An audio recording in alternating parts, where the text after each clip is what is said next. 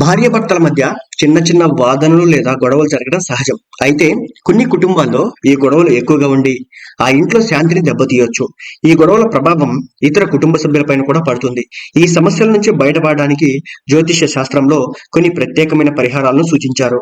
వీటిని అనుసరించడం ద్వారా భార్యాభర్తల మధ్య సానుకూలత నెలకొని గొడవలు తగ్గుతాయని నమ్ముతారు. ఇప్పుడు సుఖదాంపత్యం కోసం కొన్ని పరిహారాలు చూద్దాం. తులసి చెట్టుకు నీళ్లు పోయడం.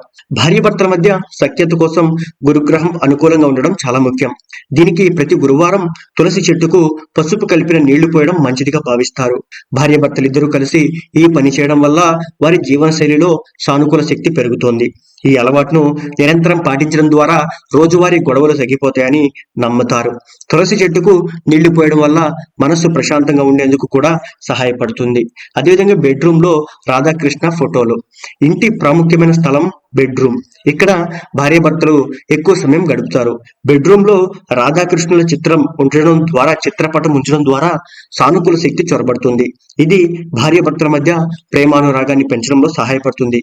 ప్రతికూల శక్తులు దూరమై సానుకూల వాతావరణం నెలకొంటుంది. ఈ చిన్న మార్పు మీ జీవితంలో శాంతి, ఆనందాన్ని తీసుకొస్తుంది.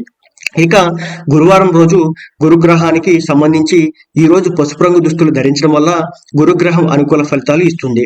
భార్యాభర్తలిద్దరూ కలిసి దగ్గరలోని దేవగురు బృహస్పతి ఆలయానికి వెళ్లి ప్రార్థనలు చేస్తే వారి మధ్య ఉన్నటువంటి సమస్యలు తగ్గుతాయి. ఇది ప్రేమ జీవితం మెరుగుపడడానికి మంచి పరిహారంగా ఉంటుంది.